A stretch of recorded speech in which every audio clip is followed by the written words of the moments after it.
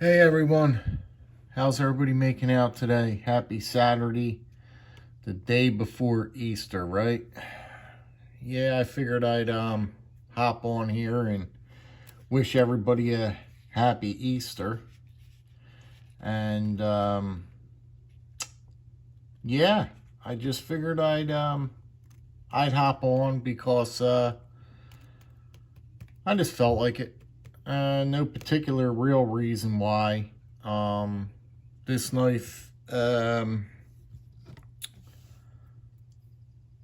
this knife that I'm going to show you guys today is the Electrician's Knife. It's a colonial electrician's knife. And when I found this one, oh man, it was a long while ago, quite a few years ago. It was in its box, sealed. And when I saw it come up, I right away jumped on it, and I think it was all of $30, really, that I could remember. I think it was 30. Don't hold me to that, but here's the packaging. And what made the knife more special to me was the packaging. It just reminded me of something years ago and back in the day with the little man here. And, it just, to me, it brought me back to old times. So as immediately when I saw the packaging and the price, I was like, oh boy. This is my only electrician's knife that I do have. I do like electrician's knife. I think that they are, they hold a lot of, you could do a lot of things with these if you choose to carry one. Now, you could get these at Home Depot, something very, very similar. As a matter of fact, something popped up and it said that Klein Tools was having a special at Lowe's or Home Depot. I think Home Depot. And you could get one of these at Home Depot from Klein Tools. So, and they're cheap. I think they're like 15, 20 bucks. They're not very, they're not made of the best steel and all that construction and wise, and but I like them, and a lot of people follow these, or a lot of people are into these knives, and I happen to like them very much as well. You got a nice swedge up here. This is sharpened right to here. Here back is halfway sharpened. And this is you can see that it's a very useful screwdriver tip.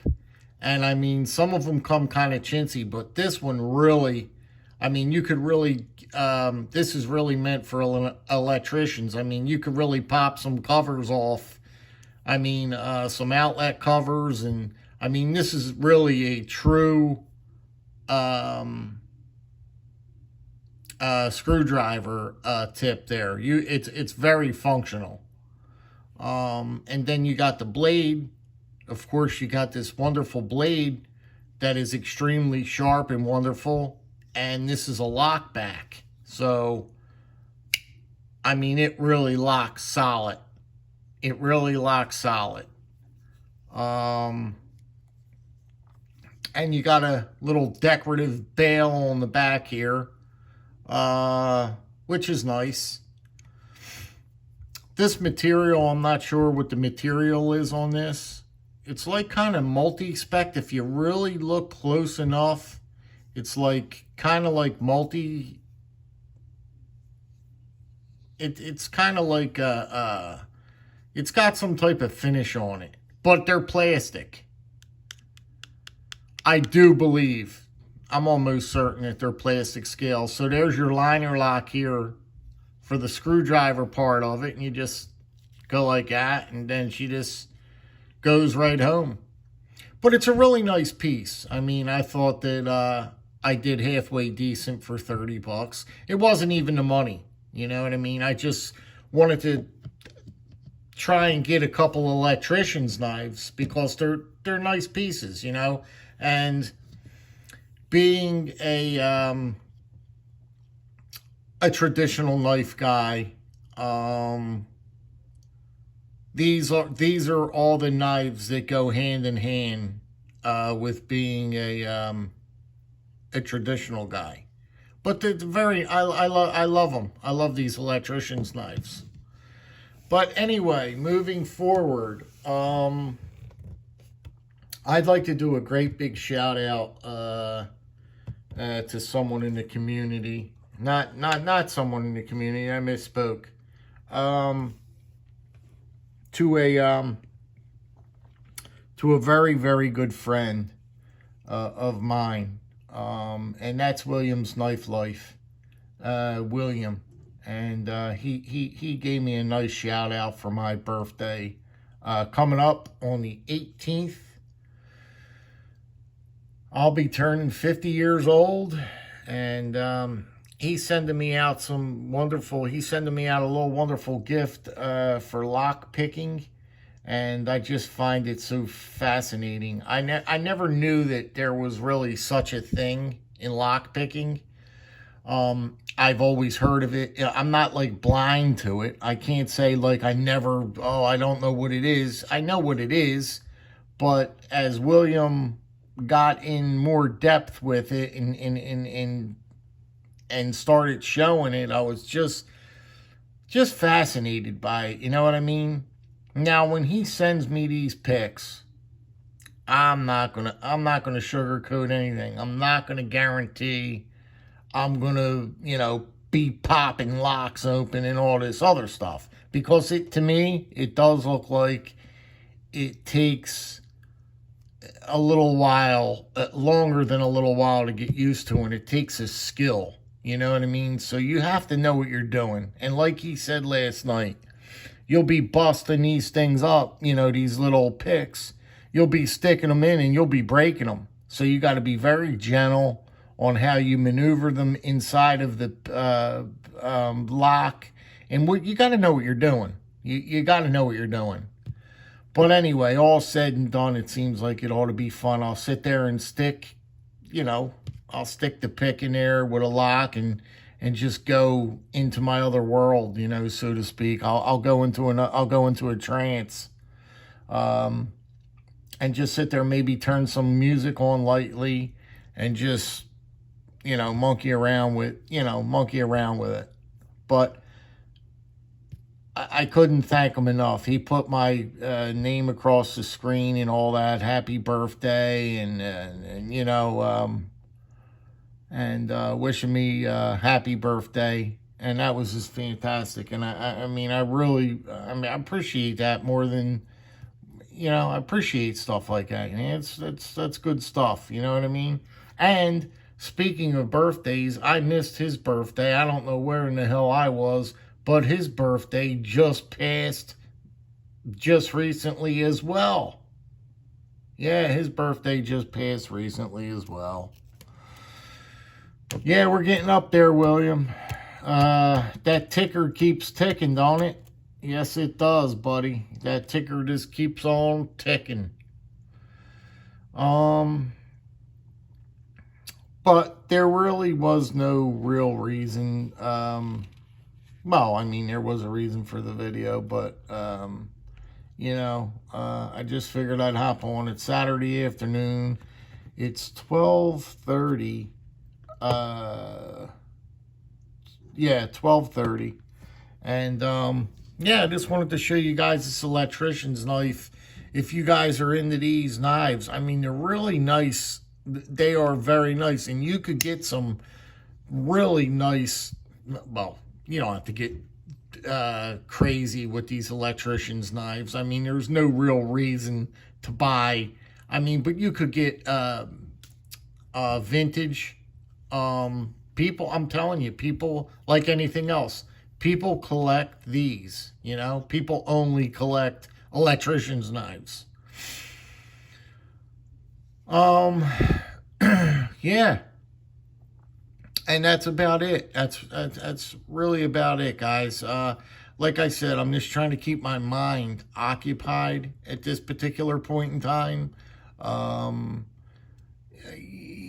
yeah, you know, I'm just, it's it's one of the most difficult things that I think I'm having to go through right now is dealing, you know what's hard?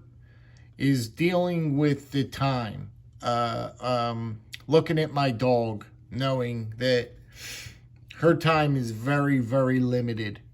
And it's every morning I gotta wake up and I gotta see her on the couch and I gotta see her out and about and she's eating fine, everything, and she's acting just fine, but she is very sick. You know what I mean? Um, by the x-rays, you know, if you saw the x-rays, you know, the doctor said, you know, it could be a couple weeks, it could be a month, it could be a couple of months, but at the very most, it's not going to be very long, due to the circumstances on how big her mass is in her belly. You know what I mean? So she can only not even fight it. She don't know what's going on, but she can only live for so long.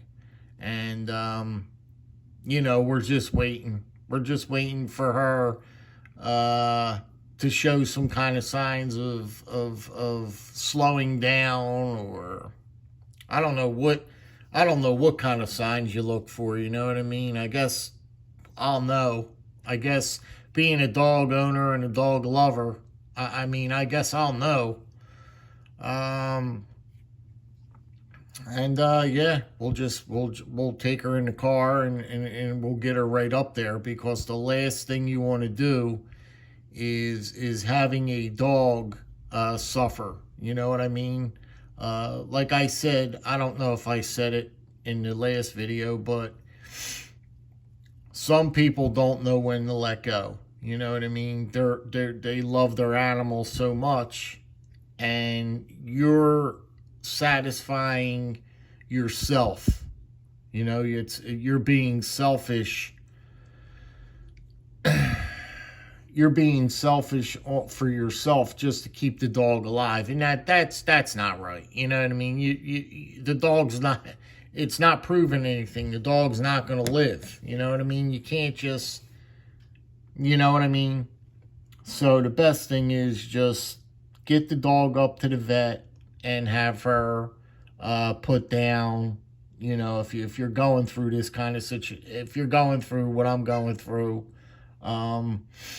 that's your best bet. That's your best, you know, there's nothing else to say.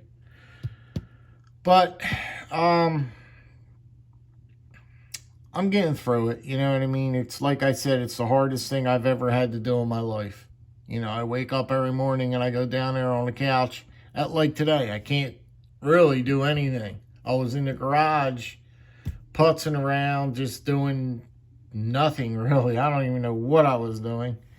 And she likes to come out and visit with me, you know what I mean? She peeks her head out the garage door and she comes down and she visits with me. So we had a little alone time together, and it's just all weird, you know what I mean? And I got to try and keep it together. And all this time, since just a few days ago we took her,